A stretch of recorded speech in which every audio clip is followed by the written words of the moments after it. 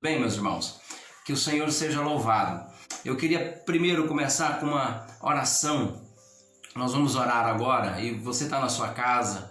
Queria convidar os irmãos de fato, nós temos um tempo de culto ao nosso Deus. Esse é um tempo de culto ao nosso Deus. Já estou com saudade da igreja, já estou com saudade dos irmãos. É uma situação muito atípica que nós estamos vivendo.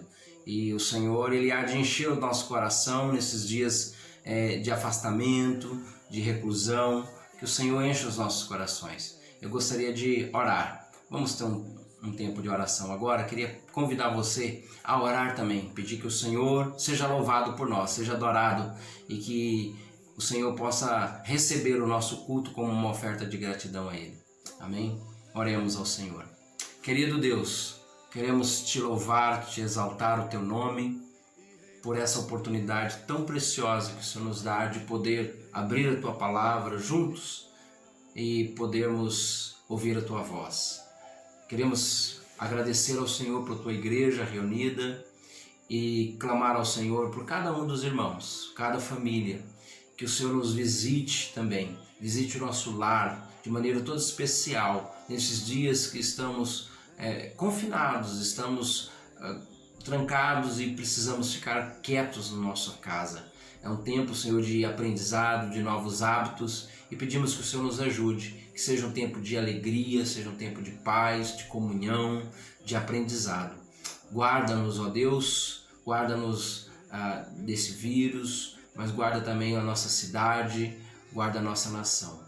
Pedimos que o Senhor console o coração daqueles que sofrem, há tantas pessoas nos hospitais por outros motivos. Que a mão do Senhor seja sobre cada um deles e que o Senhor seja adorado. Queremos ofertar ao Senhor essa noite o nosso culto, que a Tua Palavra fale aos nossos corações e que o nosso louvor chegue ao coração do Senhor. Em nome de Jesus. Amém. Amém, irmãos. Irmãos, vamos fazer a leitura de abertura, o Salmo 34. Salmo de número 34. Queria convidar você a pegar a sua Bíblia. Nós fazemos a leitura do Salmo 34. Bom, eu vou ler, espero que o áudio esteja bom para os irmãos, que os irmãos possam estar ouvindo bem. Diz assim a palavra do Senhor: bendirei o Senhor em todo o tempo, o seu louvor estará sempre nos meus lábios. Gloriar-se-á no Senhor a minha alma. Os humildes o ouvirão e se alegrarão. Engrandecei o Senhor comigo, e todos, a uma, lhe exaltemos o nome. Busquei o Senhor, e Ele me acolheu. Livrou-me de todos os meus temores. Contemplai-o e sereis iluminados, e o vosso rosto jamais sofrerá vexame. Clamou este aflito, e o Senhor o ouviu, e o livrou de todas as suas tribulações. O anjo do Senhor acampa-se ao redor dos que o temem e os livra. Ó, provai e vede que o Senhor é bom. Bem-aventurado o homem que nele se refugia. Temei o Senhor, vós, os seus santos, pois nada falta aos que o temem. Eu vou repetir o versículo 8. Ó, provai e vede que o Senhor é bom. Bem-aventurado o homem que nele se refugia. O Senhor é esse refúgio. E o texto diz: feliz o homem que nele se refugia. Feliz a pessoa que no Senhor encontra esse refúgio. Podemos louvar ao Senhor. Eu queria dar a oportunidade ao irmão Devanir a orar ao Senhor nesse momento. Isso, Devanir. Pai. Querido Deus, amado Pai, em nome de Jesus, te agradecemos, ó Deus, por esse momento que estamos passando, ó Pai. Sabemos que tudo vem do Senhor, ó Pai. Nós te louvamos, ó Deus, pela leitura já feita da Tua Palavra, Senhor. Te louvamos, ó Deus, pelo cântico, ó Deus, que foi entoado ao Senhor. Sabemos que somente Tu é santo, ó Pai. Te agradecemos, ó Deus, pela Tua igreja reunida, ó Deus, neste momento, ó Deus, para ouvir a Tua Palavra, Senhor. Abençoa cada irmão. Abençoa, Deus, aqueles que não conseguiram, ó Deus, estar, ó Deus, agora em comunhão, mas que em espírito, ó Deus, estão ligados, ó Deus, um ao outro, ó Pai. Mesmo sabedores, ó Deus, que não possamos estar perto, sabendo que o nosso amor continua o mesmo, tanto pelo Senhor como pelos irmãos.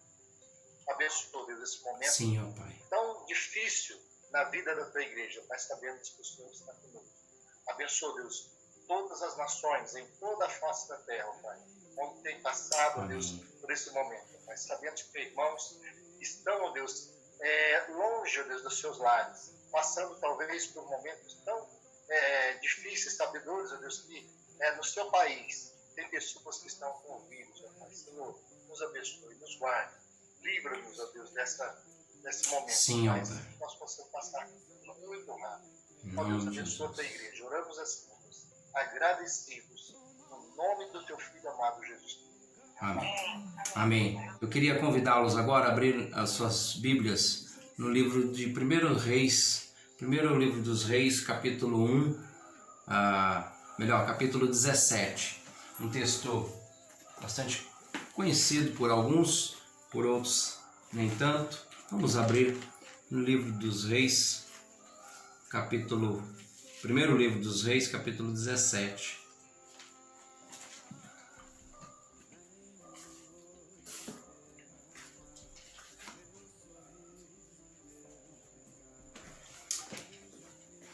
Que Deus nos abençoe na meditação da sua palavra. Diz assim a palavra do Senhor, irmãos. Então Elias, o tesbita dos moradores de Gileade, disse a Acabe: Tão certo como vive o Senhor, Deus de Israel, perante cuja face estou, nem orvalho nem chuva haverá nesses anos, segundo a minha palavra. Veio-lhe a palavra do Senhor, dizendo: Retira-te daqui, vai para o lado oriental e esconde-te junto à torrente de Querite, fronteira ao Jordão. Beberás da torrente. E ordenei aos corvos que ali mesmo te sustentem. Foi, pois, e fez segundo a palavra do Senhor. Retirou-se e habitou junto à torrente de Querite, fronteira ao Jordão. Os corvos lhe traziam pela manhã pão e carne, como também pão e carne no anoitecer. E bebia da torrente, mas passados dias a torrente secou, porque não chovia sobre a terra. Então lhe veio a palavra do Senhor, dizendo: Dispõe-te e vai a Serepta, que pertence a Sidom, e demora-te ali, onde ordenei a uma mulher viúva que te dê comida. Então ele se levantou e foi a Serepta. Chegando à porta da cidade, estava ali uma mulher viúva apanhando lenha. Ele a chamou e lhe disse: Traze-me, peço-te, uma vasilha de água para eu beber. Indo ela a buscá-la, ele a chamou e lhe disse: Traze-me também um bocado de pão na tua mão. Porém ela respondeu: Tão certo como vive o Senhor teu Deus, nada tenho cozido, há somente um punhado de farinha numa panela e um pouco de azeite numa botija. E vês aqui, apanhei 2 gravetos, eu vou preparar esse resto de comida para mim e para meu filho. Comê-lo-emos e morreremos. Elias lhe disse: Não temas, vai e faze o que te disseste. Mas primeiro faze dele para mim um bolo pequeno e traz-mo aqui fora. Depois farás para ti mesmo e para teu filho. Porque assim diz o Senhor, Deus de Israel: a farinha da tua panela não se acabará, e o azeite da tua botija não faltará, até o dia em que o Senhor fizer chover sobre a terra. Foi ela e fez segundo a palavra de Elias. Assim comeram ele, ela e a sua casa muitos dias. Da panela a farinha não acabou, e da botija o azeite não faltou, segundo a palavra do Senhor, por intermédio de Elias. Amém. Louvado seja o nome do Senhor por sua palavra. A palavra do Senhor em si, meus irmãos, já é uma bênção, já é uma inspiração para todos nós. A palavra do Senhor, ela é poderosa, é a palavra do Senhor que transforma a nossa vida. E quando a gente olha para esse texto da palavra de Deus, nós vamos perceber algumas lições preciosas para nós. Primeiro, quem é o profeta? O profeta é um dos maiores do Antigo Testamento, Elias. Elias foi um grande profeta, um homem extraordinário, mas um homem como todos nós. Ele é um profeta que não deixa nada escrito. Elias não deixou textos da Bíblia, com exceção de uma pequena referência de 3 curtos versículos em Crônicas. Elias, o texto diz que ele era de Tesbita, morador de Gileade. Muitas lições que podemos tirar aqui da vida desse profeta, mas uma das mais lindas lições que Elias nos ensina nesse texto aqui é a sua dependência de Deus. Ele profetizou para que não houvesse chuva. Durante 3 anos aqui, ele profetiza. Isso num período de muita idolatria. O rei se tornou um pagão e o povo virou as costas para Deus. E o que acontece é que Elias, ao profetizar, ao fazer a vontade de Deus, ele traz para si grandes perseguições. Então, ao obedecer ao Senhor, Elias ele enfrenta muitas adversidades, muitas mesmo. A rejeição, ele recebe perseguição, e naquela época as famílias estavam em crise também, como muito semelhante aos dias de hoje, mas uma crise, não apenas uma crise política e espiritual, mas uma crise também econômica. Israel, ele simboliza muito aqui como o povo de Deus, como a nossa própria nação também, que enfrenta também junto com as nações vizinhas, essa crise. E interessante que Deus diz para Elias: vá que eu vou mandar os corvos para te sustentar. Interessante Deus escolhendo justamente os corvos para sustentar Elias. Às vezes o método de Deus agir é nada convencional. A gente espera que as coisas vão acontecer de um jeito e Deus, ele tem os planos dele. Deus é soberano sobre todas as coisas. Interessante, Deus escolhe os corvos, e os corvos eram animais impuros. Na lei de Levítico, em Levítico capítulo 11, nos fala que existiam animais que o povo judeu jamais eles tocariam, poderiam até se alimentar deles. E os corvos eram um tipo de animal que ele não podia se aproximar, era um animal impuro. E Deus usa justamente esse animal impuro para alimentar, sustentar Elias. Quem vê o relato bíblico, quase a gente nem percebe esses detalhes. Deus diz: vai que eu vou mandar os corvos para te sustentar. Interessante, o Deus da Bíblia é um Deus que se relaciona com toda a sua criação. E essa criação, ela é submissa ao Senhor nosso Deus. Depois, olhando a questão dos corvos ainda, nós olhamos Noé. Lembra na história de Noé? Noé, quando no dilúvio, ele soltou um corvo primeiro. O primeiro que ele soltou foi um corvo. E o corvo, ele não voltou. E depois ele solta um pombo que volta com galho no bico. Mas os corvos e os estudiosos dizem que ele apenas não é um animal impuro, mas ele era um animal que comia carniças. Então você imagina, no dilúvio, tantas mortes que existiram ali, certamente esse animal encontrou carcaças ali, restos, onde ele estava se alimentando. E a gente vê que Deus usa essa figura para sustentar Elias. Não será estranho, meus irmãos, de nós repararmos que de onde a gente menos imagina muitas vezes é o lugar que Deus vai usar, é a pessoa que Deus vai usar para nos abençoar, inclusive, para abençoar os servos dele. Nós não devemos fechar o nosso coração pelos tipos de ajuda. Pensa bem, hoje nós estamos meio que dependentes da medicina, de certa forma. O mundo está esperando na medicina uma resposta para um vírus. Deus há de usar os médicos, os cientistas para fazer isso. Tudo, eu creio que é a mão de Deus que vai conduzindo. Mas percebe como Deus vai trazer socorro de onde a gente menos imagina. Outra coisa também interessante que Deus depois usa uma viúva para sustentar Elias. Novamente algo não convencional. Se para a gente ia escolher não a pessoa mais pobre, quem é a pessoa que vai dividir o pão com você? Quem serão as pessoas mais preparadas para socorrer o aflito nessas horas?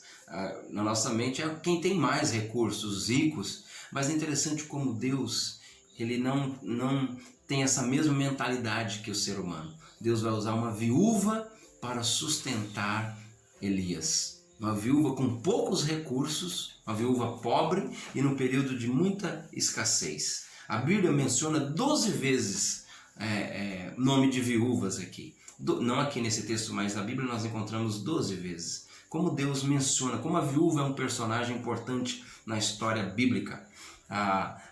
O texto diz, vai para a casa de uma viúva. Deus manda Elias ir para a casa de uma viúva. Faça primeiro. Elias também pede para ela, olha, ela vai fazer, encontra lá a viúva com um pouquinho de farinha.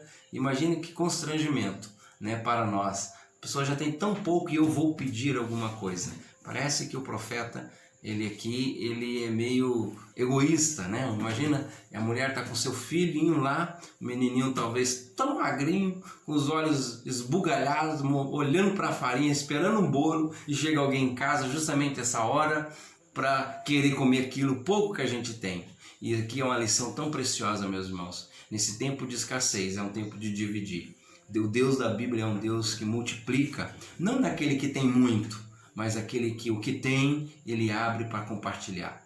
Então não espere receber muito para ser generoso, mas que você seja generoso com o que você tem. E Deus há de abençoar a sua casa, não deixar faltar. Faça primeiro para mim. Elias representa Deus ali. E a gente vê aqui a prioridade que se deve ter. Ele ali é o servo do Senhor, é o agente de Deus, é o profeta de Deus. E aí Elias diz, faça primeiro para mim. É o momento daquela mulher exercer fé. É o momento dela ter fé. E ela precisa ter fé. Assim como nós, né? Nós precisamos crer em Deus. Algumas lições aqui para nós. Deus ele alimentou Elias com os corvos para ensinar a ele e a nós que Deus é o Deus que cuida dos seus nas adversidades da vida. Então Deus, quem cuida do povo de Deus, quem cuida de nós, é o Senhor nas adversidades. Diante dos dilemas, dos momentos terríveis, tantas histórias, eu queria até sugerir aos irmãos, meus irmãos, há tantas notícias, a gente tem que ficar atento às notícias, aos noticiários. Mas eu vou dizer uma coisa, desligue um pouco, se desligue um pouco. Tenta mudar a prosa, tenta mudar o assunto. Não deixe que apenas o assunto de morte, de tristeza, de calamidade seja o único assunto da sua casa, o único assunto das suas conversas. Nós precisamos nos policiar, porque às vezes a coisa fica tão tremenda, tão grande para nós, o assunto fica tão constante que isso afeta a nossa fé, afeta a nossa confiança em Deus. Por isso aqui Elias, ele disse para ela, olha, primeiro confie. E ele precisa confiar. O profeta, quando fala, ele também é aquele que ele precisa confiar. Deus diz, vai para um lugar e eu vou te sustentar pelos corvos. Elias, ele tem essa experiência desse Deus que provê, um Deus que sustenta. E agora ele precisa ensinar isso para a mulher. Creia em Deus. E a minha palavra aos irmãos é essa. Nós precisamos falar que nós cremos em Deus. É fácil, meus irmãos, nós cremos, mas nesses momentos de adversidades é importante que o mundo veja como nós usufruímos da paz do Senhor, como nós sabemos e confiamos no Senhor e por isso nós não precisamos nos desesperar, como nós podemos ajudar algumas pessoas que estão tão alucinadas ou algumas que entraram em pânico. Como que a gente pode? Porque nós temos experiência de alguém que confia em Deus. Deus nos sustenta, mesmo diante das adversidades. Deus alimentou Elias através de uma viúva pobre, para ensinar para Elias e para nós, que nas adversidades da vida nós devemos dar essa exclusividade ao Senhor. Né? Servir a Deus quando tudo está muito bem, é um passo de fé também, mas servir a Deus quando as coisas estão mal, louvar a Deus, coloque louvores na sua casa aí, é um tempo de você colocar músicas, louvores, adorar ao Senhor, é um tempo de colocar sua leitura bíblica em ordem, é um tempo de testemunhar, amém? E em último lugar aqui, Deus alimenta Elias também por anjos, interessante, dali ele vai para um outro lugar, Elias chega a entrar até na caverna, Elias se refugia, mas o Senhor envia os anjos para sustentar Elias. Que interessante até anjo. Primeiro ele é sustentado pelos corvos, depois ele é sustentado pela viúva. E Deus envia anjo que o sustenta, que fala com Elias, que sustenta Elias. Depois do vento, da tempestade, o Senhor manda, fala com ele, num cício tranquilo, manda ele comer, ele se alimenta, ele fica forte, anima-se novamente. Quando ele fala, Senhor, mataram todos os profetas, só ficou eu. E o Senhor diz, não, eu reservei muitos que não se dobraram. Você não está sozinho. Deus alimenta ele e Deus envia ele não para fugir, mas para ungir um novo rei. Olha que coisa interessante. Mesmo naqueles momentos que Elias está pensando que é o fim, Deus diz, não é o fim, ainda há muito. Estava falando que Deus usou os corvos para sustentar Elias.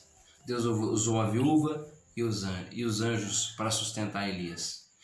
Não tenha medo, não fique em pânico. Nesses dias, o Deus da Bíblia é um Deus que continuará sustentando o seu povo.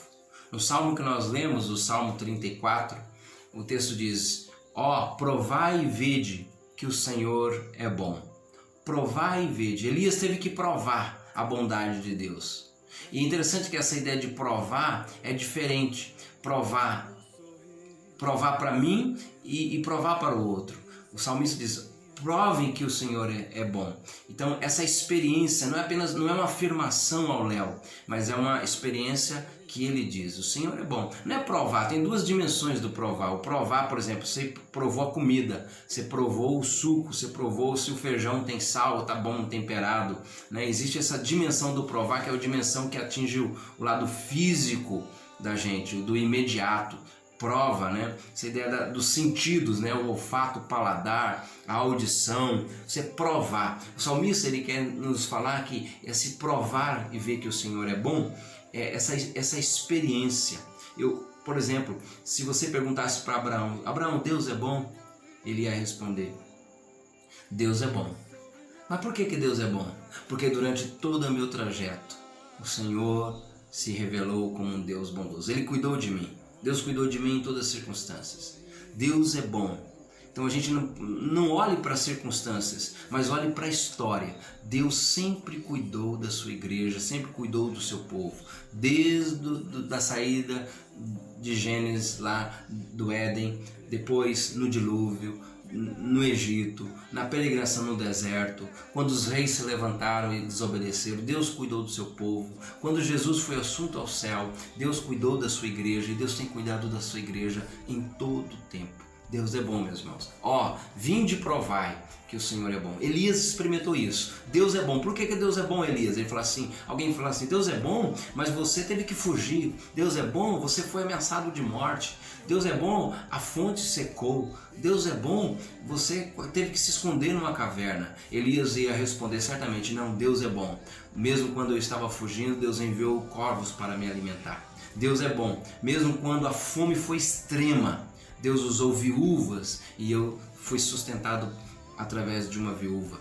Deus é bom, que quando eu escondido numa caverna, Deus enviou o anjo dele e eu fui fortalecido com alimento. Deus é bom. E não apenas pelo aquilo que Deus nos dá para nos alimentar, mas por causa da companhia de Deus. Deus esteve com Elias quando ele fugiu, quando ele estava sendo perseguido, quando a fome foi extrema, quando ele estava dentro de uma caverna, Deus estava presente. Vinde e provai como o Senhor é bom. Meus irmãos, estamos encerrando aqui e eu gostaria que nós fizéssemos uma palavra de oração. Eu não sei se o Davi está aí online conosco, queria convidá-lo a orar. Se tiver, Davi, por favor, faça uma oração. Por favor. Amém, vamos orar. Querido Deus, Pai amado, nós te agradecemos, ó Pai, porque a bondade do Senhor, ela é incomparável, ela dura para sempre, ó Deus. Mesmo vivendo, ó Pai, momentos de lutas, dificuldades, ó Pai, todo mundo tem enfrentado nesses dias, ó Deus, podemos ver a boa mão do Senhor, a graça do Senhor sobre as nossas vidas, ó Pai. Agradecemos porque o Senhor, ó Deus, tem cuidado de cada um de nós, tem nos ajudado, ó Deus. A verdadeira alegria, a verdadeira paz nós encontramos no Senhor, ó Deus.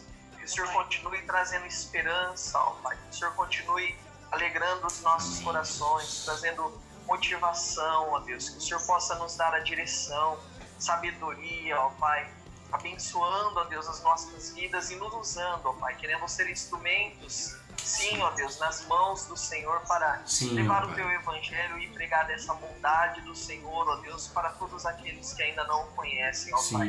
Que todos possam, ó Deus, através das nossas vidas, ó Pai, também desfrutar da Tua bondade, do Teu amor, ó Deus, porque o Senhor continua sendo bom, ó Pai, e sempre será.